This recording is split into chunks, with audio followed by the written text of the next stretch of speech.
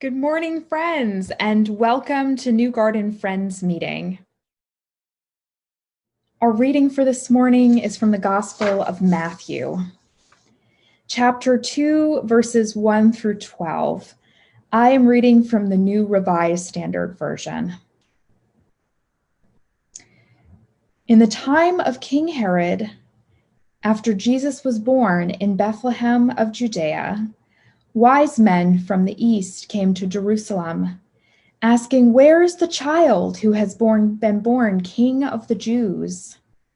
For we have observed his star at its rising, and we have come to pay him homage."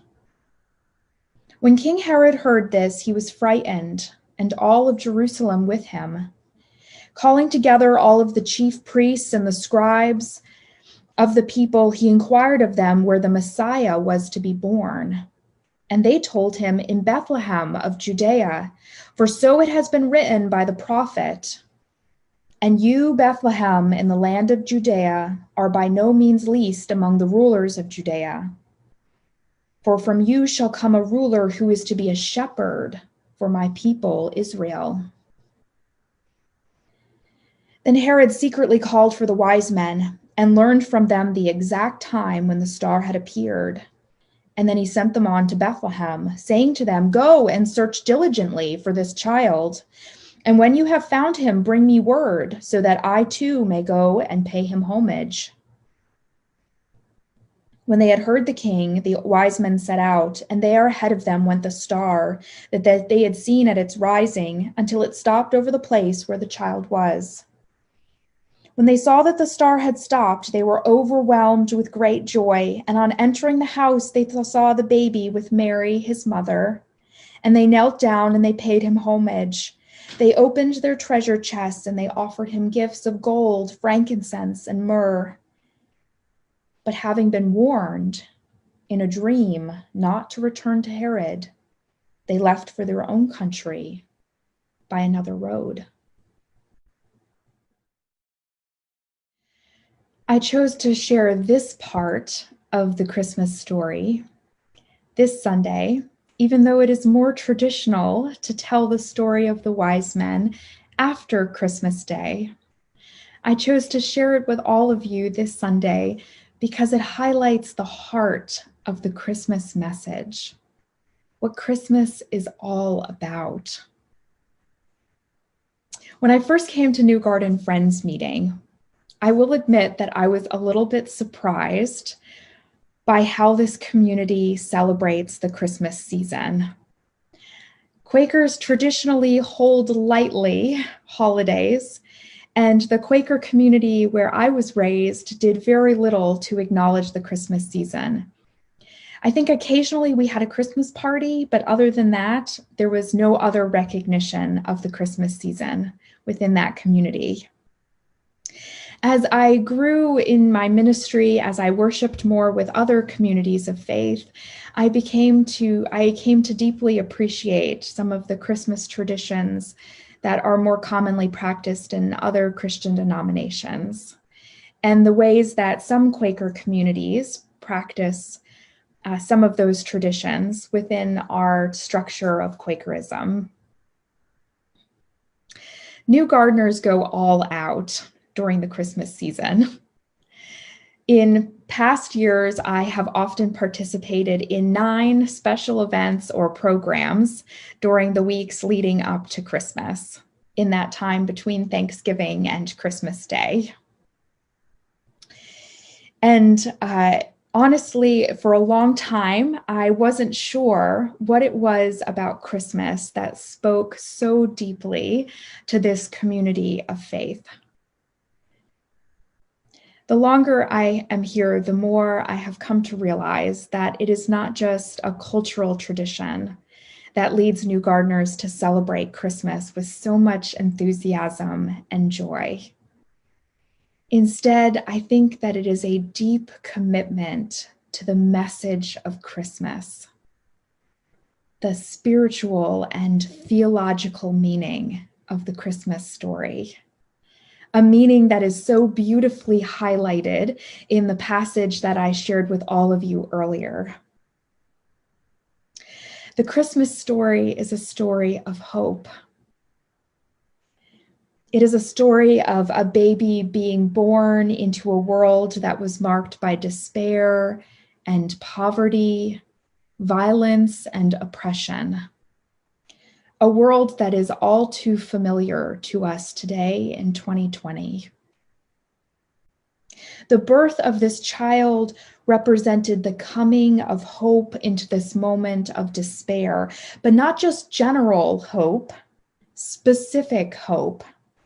Hope for the toppling of oppression, hope for peace, hope for justice, hope for the victory of love.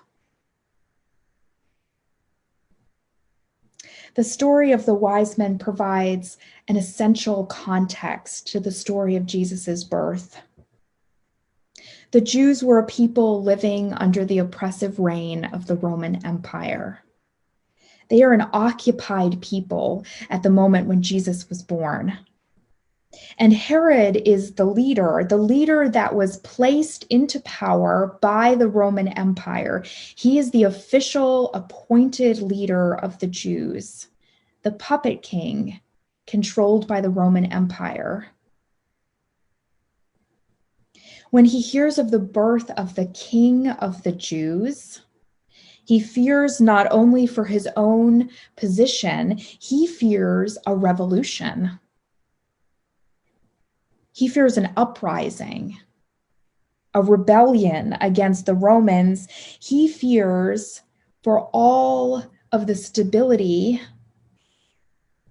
the fragile stability that he has found under the reign of the Roman Empire. He worries that this birth of this baby will spark a rebellion. And of course, we know that Herod's fears were in fact justified because Jesus spent his short life teaching a message that was rebellious, a message about the victory of love and peace, a message that was nonviolent resistance against empire. Everyone has a favorite Christmas song, or several favorite Christmas songs. And my favorite song is "O Holy Night." The version that we typically sing here in the United States is a translation done by John S. Dwight. And unless you think that I just keep that kind of information in my head, I should tell you that I looked that up. I looked it up on hymnary.org, which is a website that I use to research music for Meeting for Worship. "O Holy Night" is my favorite Christmas song because it captures that radical message of the Christmas story. That message of freedom for the oppressed. Truly, he taught us to love one another. His law is love, and his gospel is peace. Chains shall he break, for the slave is our brother, and in his name all oppression shall cease.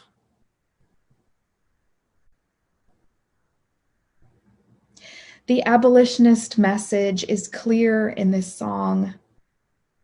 The translation was done at a time when our country practiced the enslavement of our fellow human beings.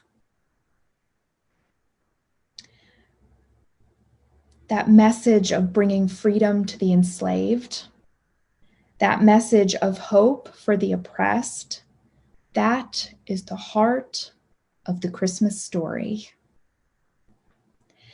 That is what Christmas is all about. It is about reminding us once again that no matter the depth of human evil, no matter how deeply oppression and hate have taken root, that our God is a God of peace, that our God is a God of justice, that our God is a God of love. It is a reminder, as was all of Jesus's life and ministry, that love will win. and that our world will keep slowly growing towards goodness and justice, as long as we are faithful to the call of the Spirit.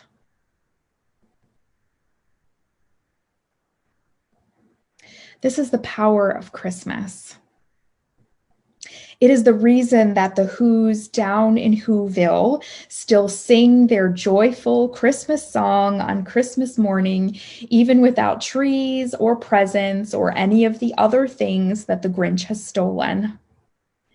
It is the reason that we all cry at the end of It's a Wonderful Life. This is the heart of the Christmas message, that life can be hard and painful and difficult, that sorrow and oppression and injustice are real. And yet, there is a light that shines on in the darkness, and the darkness cannot overcome it. Nothing can stop the rebirth of love in our world. Nothing can stop hope from coming again, even into 2020 and all of its strangeness. That message of Christmas, that message of love and justice and peace, it is tenacious and persistent. It is born into our world over and over and over again in unexpected, shocking, and rebellious ways. And it is that radical message, I think, that is the reason that new gardeners love Christmas so much.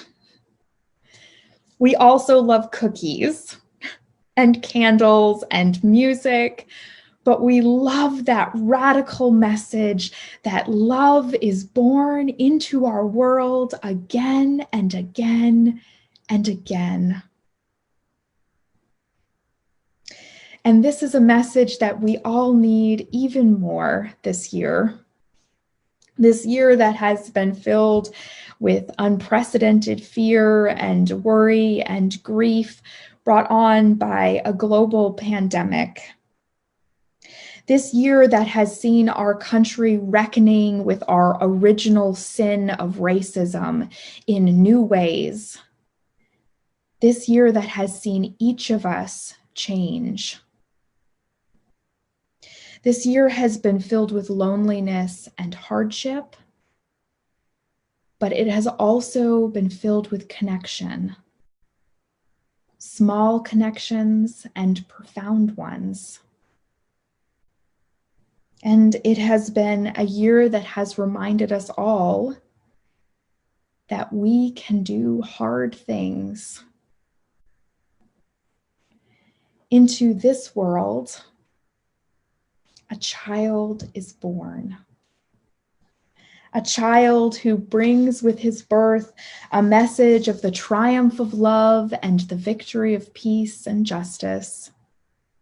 And all that we must do is prepare our hearts to receive again this good news. Friends, as we head into this week, as we take those last few steps toward Christmas morning, let us try to make space in our hearts for hope. Even if it is just a small and tender thing, may we be willing to receive it. May we once again be filled with that sense of wonder and awe at all of the ways that humans are capable of goodness and love. May we be reminded of our own resilience, of our own goodness, and may we be filled again with hope. Hope for a world of peace. Hope for a world where there is less sickness and suffering. Hope for a world where all oppression shall cease. Let's get ready, friends, because in just a few days, Christmas morning will dawn, and we will celebrate again the birth of a baby who reminded us all that love will keep winning. Get ready, friends, because Christmas Day is almost here.